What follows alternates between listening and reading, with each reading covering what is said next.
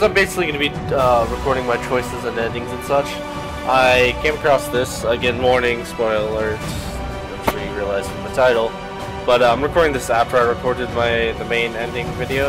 Because I found this. There's like members and flashbacks, and there's these of the choices you made. These are just that you experienced during the story. These right here are the actual choices. So, I believe it goes La Valette, Yorveth, Stennis Insult. Yeah, let's start off with the La Valette. And continue.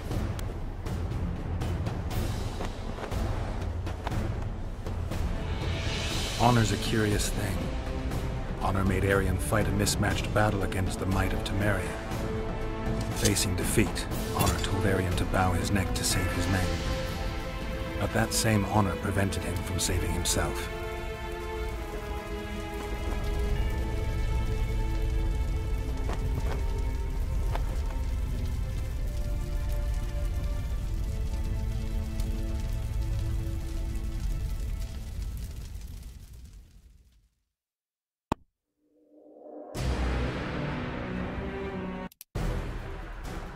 Terrorists, murderers, a death squad. Or freedom fighters in an uneven battle, noble in their suffering. It all depends on your point of view. I helped Yorveth. I gave him my trust. I joined Saskia and took the side of the rebels, their new values and ideals. Time will tell if I was right.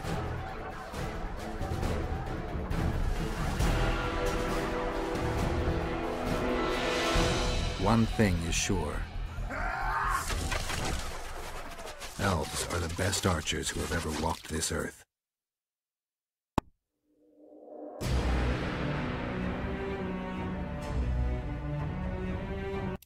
Prince Stennis, a poisoner, coward, and schemer. He trembled with disgust when he spoke to the peasants. Disdain flowed from him like vomit. But he didn't deserve to be lynched. That was not the justice Saskia fought for. Prince Stennis I, son of Demavend III, became the 17th king of Edirn. He won the hearts of the people. They saw him as the hope of the nation. The realm, ravaged by war, needed a ruler sensitive to the plight of his subjects. King Stennis I was just that.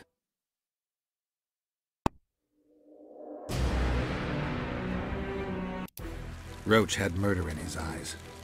He wanted blood and couldn't care less that it was royal, that this was what Letho would have wanted. The death of a king is the triumph of chaos, civil war, famine, fear among common folk, a time of disdain. That is the only reason Henselt remains alive and Kaedwen grows stronger. Thousands of Kaedwenis live better lives because their ruler is an amoral, ruthless son of a bitch who stands above the law.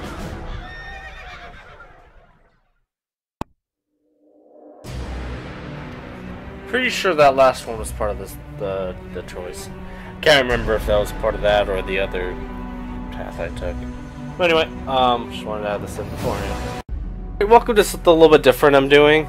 As I mentioned before in the other playthrough, but the Witcher 1 ending, basically I first started off, I had to delete my main playthrough The Witcher because I was going to play through it again, and I had to edit out the nudity due to YouTube's policies, and it's just a pain in the ass to try to do that. Not so much edit out the nudity, but the pain in the ass dealing with the policies. So I'm sure bigger channels can dispute that, but with smaller channels it's just not even worth it because they usually get ignored. Even though it's in the game, it's rated M, all that stuff, it could still be flagged for nudity. And I might as well not take the chance. With the other playthroughs, it'd be easy enough to edit out. Well, basically what I was doing is I was trying to cut the videos in YouTube itself. There's a way to like cut the videos, and I just didn't want to risk it. I didn't want the editing thing to accidentally mess up. It also made the quality shittier. It just wasn't really worth it. So I was gonna do another playthrough again, and it felt more the same to me because I already did a good playthrough per se. So that it felt samey to me, and it was hard to commentate. So I ended up just deleting the videos, and then I decided, because I still want to do an evil and neutral playthrough, but trying to redo the Witcher 1 good playthrough disparaged me a little bit. But I figured out a different way to do it. I just show the endings with my choices, my equipment, all that shit. and kind of go over what I choose. Mainly during the credits. That's enough time to tell you the choices I made. But with that aside, major spoiler warning. I'm sure the title itself of the video is a warning saying Witcher 2 ending, whatever I'm going to choose for it. But just telling you now, there's ending spoilers, choice spoilers, middle of the game, beginning of the game, what I end up doing, spoilers, you know, a bunch of spoilers. Now that that's out of the way, I'm still using my shitty little controller. Hopefully it works well enough. Let's load this up. I'm playing this in 720, should be recording in 1080. But it's easier for me to play through it in 720. So I can get a solid 60 frames, basically. Should be able to probably be playing Witcher 3 in 720, I'm not sure. We'll see how that goes. I'm planning on getting a PC because I was thinking about PS4, but I just need my decision into it, be able to transfer over. As you can see, this is oh, this is the controller. Now the controller doesn't want to work. Options, control options, gamepad. Now it's working. Okay. First things first, this is basically the point of no return before the final cutscene. What I want to point out that I really talked about in my other playthroughs is that if you look in the sky, you can see it slowly progresses. I'll point it out in the evil playthrough, but there's a comet there, and it slowly shows up. It shows up in all the game, but it slowly gets bigger and bigger and bigger. And it here has a huge ass trail on it. It's pretty noticeable. But basically, with the Wild Hunt, there's a comet that appears. From what I understand, little lore tidbits I've gathered, and basically it also preludes a huge ass war that's supposed to come. But that's basically the Wild Hunt up there, from what I understand.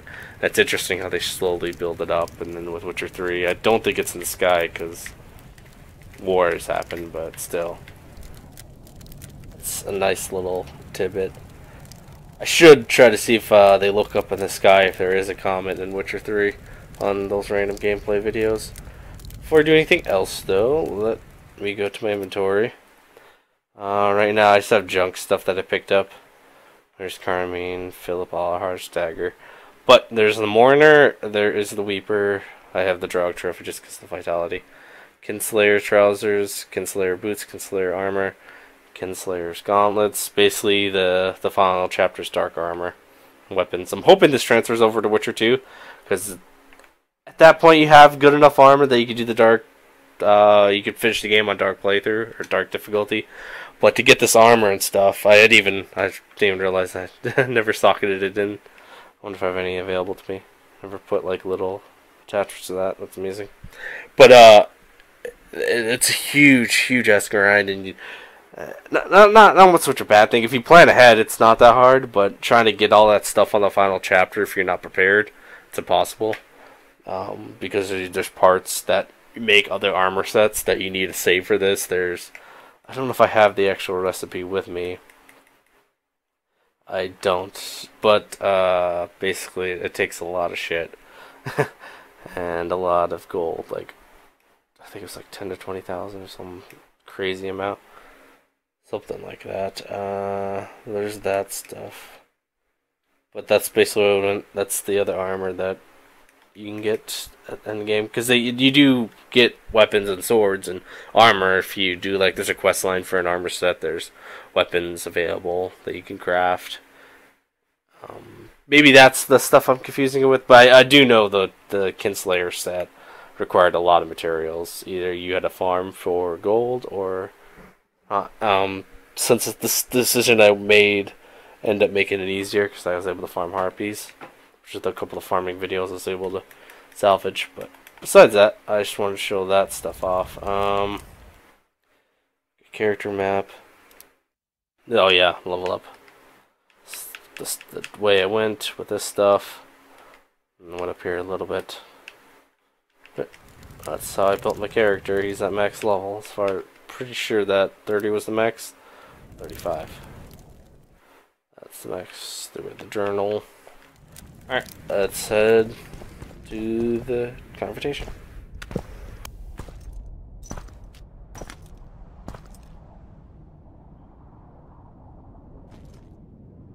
Took you a while? Is that bauble from Sheila's megascope? Mm-hmm. My final prank. I switched the diamonds. The one in the megascope has a flaw. Minute. But just large enough to warp the teleport. The Emperor's magic theorists assured me the effect would be spectacular. I let her escape. You're heartless. You've no idea what the royal witch hunters have in store for her. A lot of pain for a long time. I don't doubt it. So, ready to lay your cards out on the table? No matter the game, there comes a point when all the players need to show their cards. I love that moment. But first... vodka?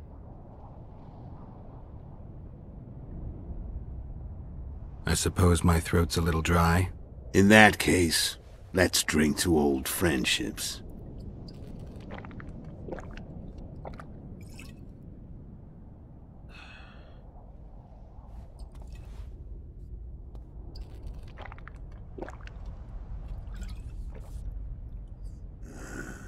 Recovered your memory yet? Not entirely. Remember how we first met? Yeah, I saved your life. Couldn't think of a nicer way to pay me back? Frankly, I couldn't. I mean, taking care of another man's woman, Yennefer. I can't fathom what you saw in her, but I suppose there's no accounting for taste. The winter solstice 1270. Midinvern, the night of magic. Letho wasn't lying, the hunt had stopped. At the Hanged Man's Tree, the spectral riders selected from among those they had taken. Yennefer was among them. A wraith cannot be killed, only driven away. Every witcher knows that. Yet the riders fell beneath the blows of our witcher's blades. Crimson blood flowed from under their dead men's armor. We could not kill them all. They were simply too many. A stalemate. He was different from all other elves. There was no shame in his gaze. He had never suffered persecution. He had endured no massacres. Humans had not taken his land.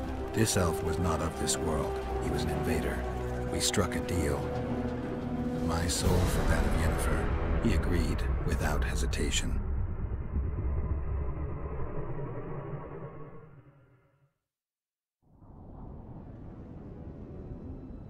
Back with me, friend. Got the feeling you left for a minute. Memories. I remember the Hanged Man's Tree and the Wild Hunt. I remember the exchange.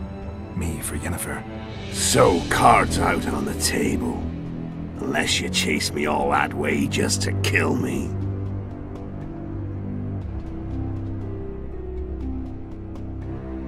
I chased you for lots of reasons. You owe me some explanations to start with. Let's say I do. Tell me about Yennefer. What happened after I departed? She was feverish for several days. Delirious. In agony. We thought that was it. She was on her way out. Somehow she recovered. But even then she was disoriented. Amnesia like you. What then? Well, the woman turned out to be quite a character.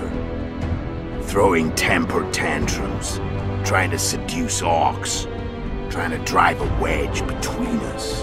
After you so nobly sacrificed yourself, we thought it'd be dumb just to leave her somewhere. She wouldn't have survived more than a month. The whims and vigor of a duchess, but she was just a sorceress with no memory. We were in the heart of the Empire. And as I'm sure you know, Geralt, in Nilfgaard, mages who behave like that either drop their bad habits quickly, or are drawn and quartered by horses in the middle of Victory Square. So I heard. So we set out, wandered through the provinces. Everywhere we went, she got in trouble and we pulled her out.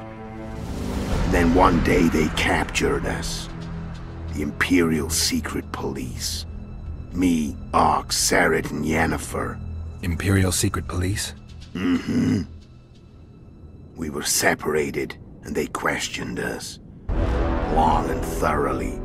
But it was uneventful. No violence. That's how I met Valette de Rideau. And a couple of weeks later, the Emperor himself. Me. A simple witcher. What happened to Yennefer? I don't know. Never saw her again. The Emperor offered me a mission in the Northern Kingdoms. As for Yennefer, I had the feeling she was somehow important to Emir. As I see it, they learned of the Lodge from her. Those Imperial spooks have their ways. All I heard is that Valette had his men watch Yennefer closely throughout the time she was at the palace. Then we went off to slay the kings of the North. That's where my knowledge ends. So she's in the Empire? She was when I left. How did you know where we'd find the Wild Hunt? Every witcher who wears the viper around his neck knows the place. We had so many books and scrolls about the hunt that I used to think our school was founded for the very purpose of solving the riddle of the spectral riders. Know who they are? You know the true identities of the riders? From what I understand, they're some damn elven race. But they turned out to be a big ruse. The legendary Omen of War proved to be a fairground attraction.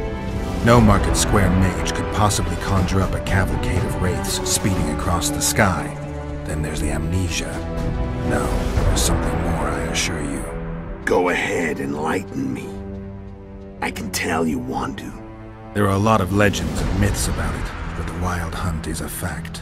I've fought and killed many of its wraiths.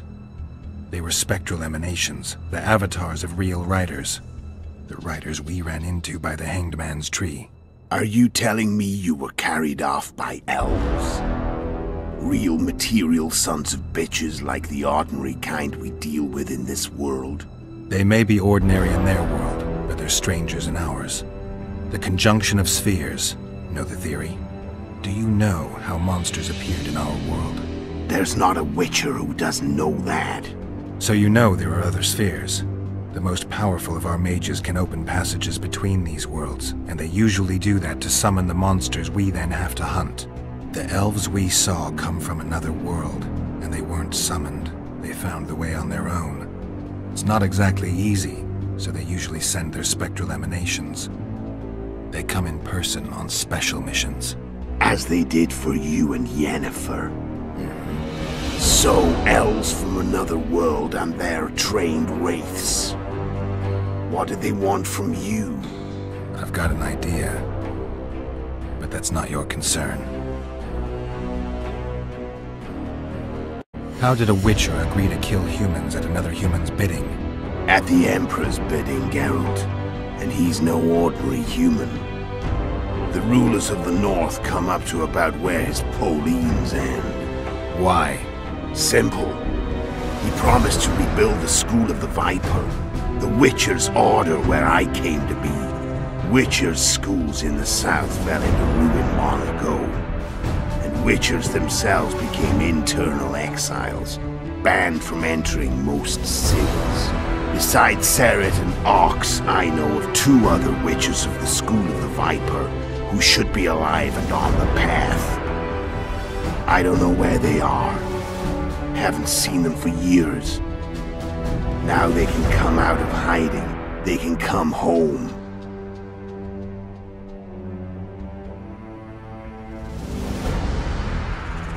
Why are you still here? Why did you wait for me this time? I knew you wouldn't give up. I knew you'd pursue me. And I don't aim to hide anymore. Fact is, only you know the truth about me. Well, and a couple of folks whose word isn't worth spit anymore. I never saw you as a foe. I want to go my way, But if I have to fight you first, so be it. The story ends here and now.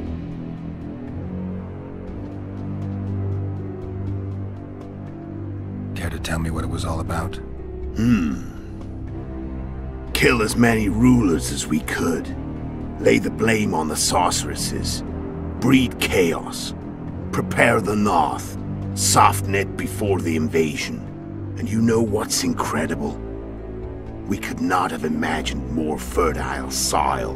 No matter what the war's outcome, the northern monarchs will accuse one another. Pursue their God-given rights. Seek vengeance and be at each other's throats for years to come. The north resembles a whorehouse on fire, as your friend Dandelion would say.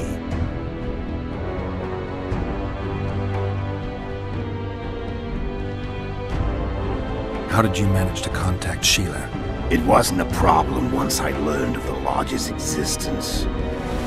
Initially, she watched my every move. But sooner or later, everyone starts treating me like a big oaf. I mean, I can't change how I look. I stayed close to Sheila. Killed a few beasts for her. And whined about how unhappy I was. How unfair the world was. So much, in fact, that I actually got her gander up a few times. I made sure a few potentially trustworthy witnesses saw us together. Could link us. Security in case I was captured. I also prepared to assassinate the King of Kavir. Esterad Tyson was to be the first victim of the mysterious assassins. But before I could do the dirty deed, Sheila asked me to slay Demavend. The gods had smiled upon me. I couldn't believe my luck. Here I've been trying to figure out how to frame Sheila, and now all I needed was to carry out her orders and follow through.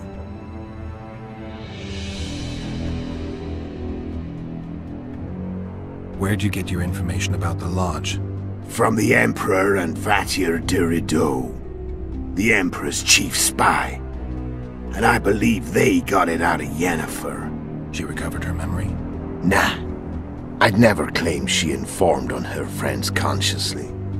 I expect they found a way to tap into her memory in spite of her amnesia, and without her knowing it. There was a sorcerer present when I was questioned. A young, proud intelligence officer. Whatever the case, they gave me a list of the sorceresses in the Lodge. Only Emir, Vatir, and I were present. Only we knew of the mission. How do you manage to slay Demavend? Sheila's magic. I mean, she could give us the king's every move. His habits, the positions of the palace guards, anything. All we had to do was navigate the labyrinth and land the final blow. Besides, she had plenty of gold for the preparations. Greased palms abundantly. It had all the makings of a cakewalk. But it's never that easy. We barely avoided our pursuers. And we wouldn't have if not for Yorveth's Scoia'tael, another of Sheila's ideas. With Yorveth's elves, not only did we cut down Demavend, but traveling with them put us out of the Lodge's reach. We could calmly plan Foltest's and Hensel's assassinations.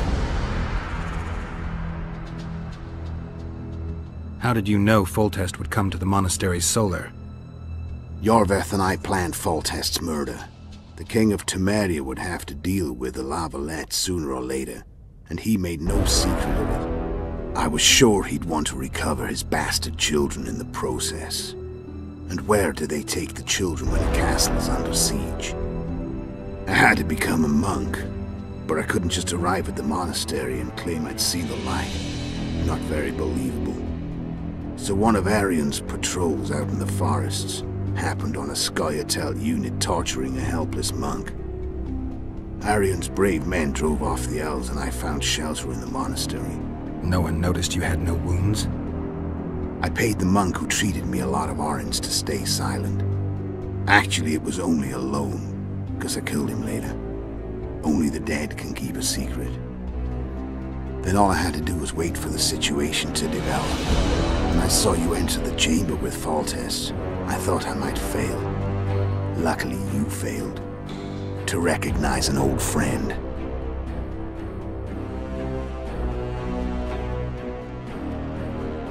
When did you decide to get rid of Yorvith? As soon as I realized I couldn't manipulate him. A true fox, that one. He was so observant, so dangerous.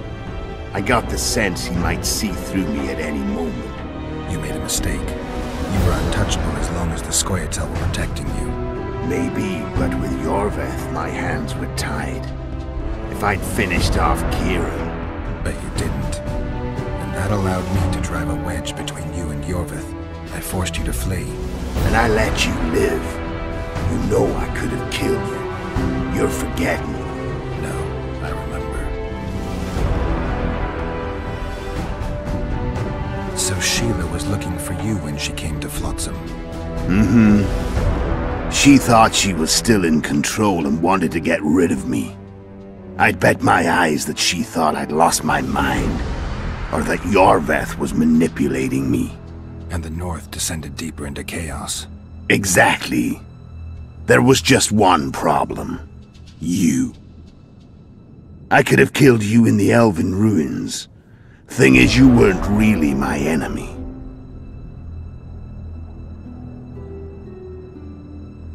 You screwed up with Henselt. Sabrina's curse tore that down. First off, we got holed up in that hideout in the ravines. Then Sheila showed up and started watching Henselt like he was her own ass. By that time, his death was no longer necessary. Fate had smiled upon us again.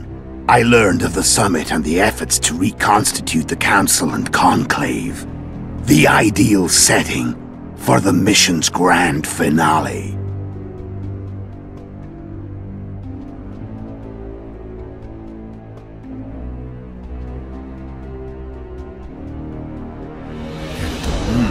You know what's in... No matter the...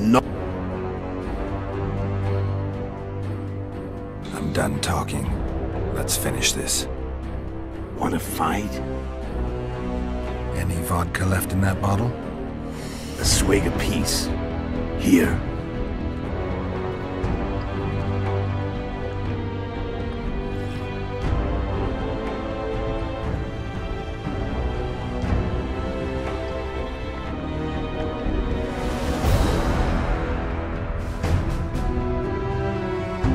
The Imperial army is probably crossing the Yaruga as we speak.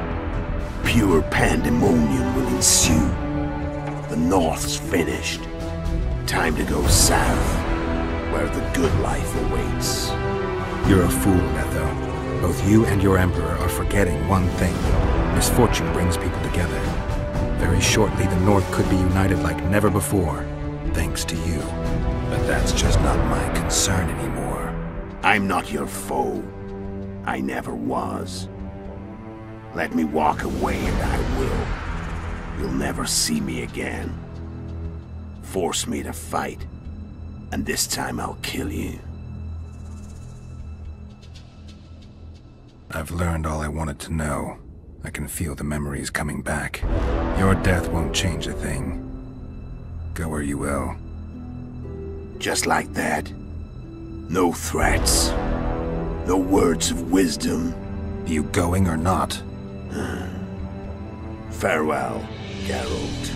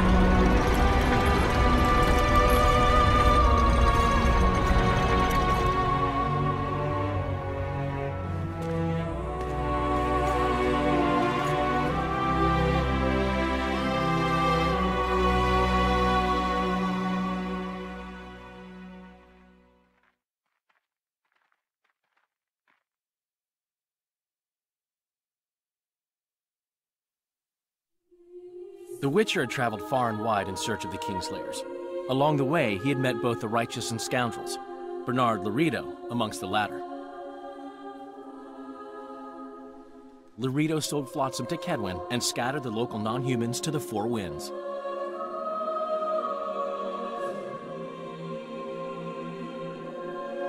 Flotsam became a military base. Its civilian population was resettled. In Edirn, the Witcher witnessed Saskia the Dragonslayer achieve a great victory. The Pontar Valley, previously Upper Edirn, became a promised land for outcasts who dared dream of freedom. Even sly old Zoltan Chive came to believe in this land of bliss. Yet dark times approached for the architects of the New Order. Dark clouds had been gathering over Temeria since Foltest's death. Stripped of its king, the land was like a rich cloth which nobles began to shred. These minor scavengers, however, scurried off in fear when true predators reached out for their prize. The summit at Loch Muin sealed the fate of Foltest's realm, when Radovid of Redania and Henselt of Kedwin divided it between them.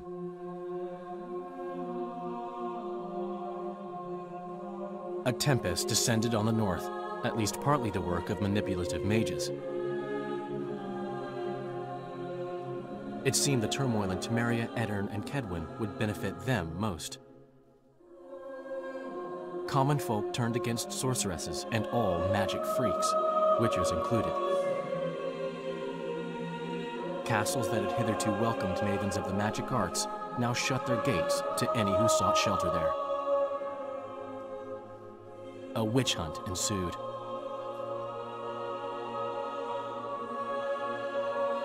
It was a time of great uncertainty, of rape accomplished by royal decree. Yet as troubled as the day seemed, we, who had in some way shaped the world's fate, finally received some respite.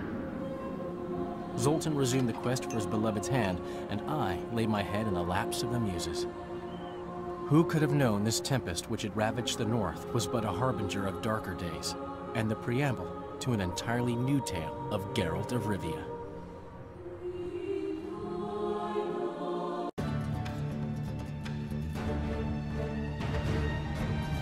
Alright, so that's basically the end of the game. You could choose to fight him or you could choose to spare him.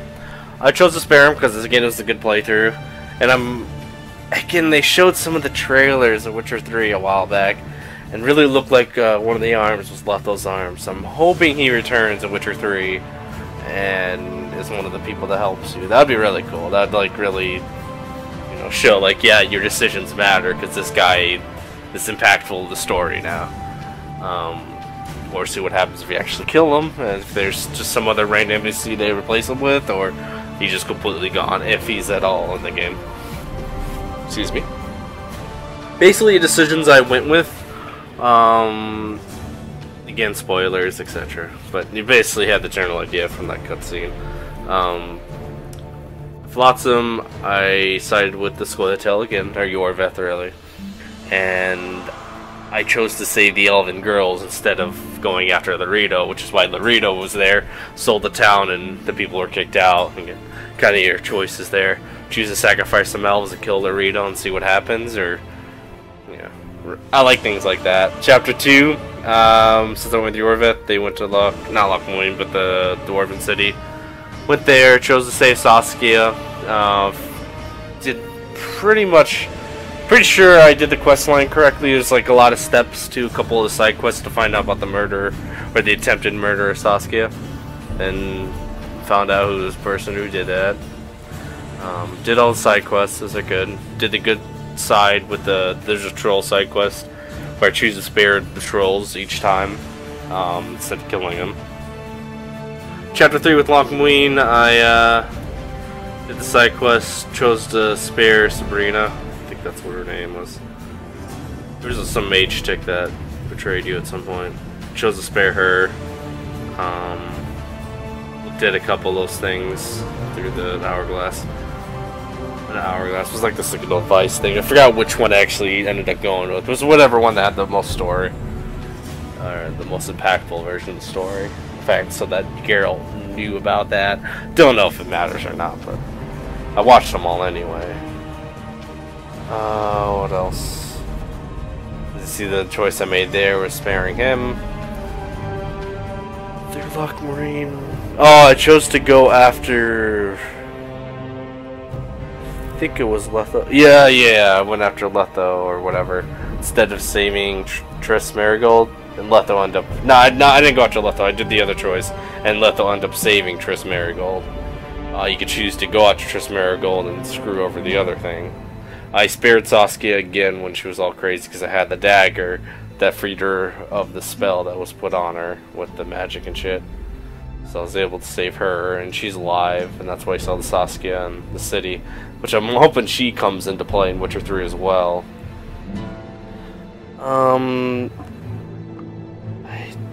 There's one other cutscene after this. I remember that after all the credits. Can't really think much else. I collected as many items, I crafted as much as I could. I don't think I crafted every single item, but I did read all the books. Again, I have the journal entries to cover for that. So I have that all in storage, have the stuff equipped on me, and I'll see what transfers over to Witcher 3. Hopefully, at the very least, the dark armor set should be able to transfer over, kind of like the Raven armor set. I'm hoping that it doesn't apply to the other armor set, because dark armor is added later with the enhanced edition, but I imagine they keep that in mind. I tried to tweet at them, but they didn't really respond, which makes sense. Just a random person asking if dark armor transfers. Not really answer worthy. Besides that, I'll just let the credits roll out and end it after the cutscene. Thanks for watching.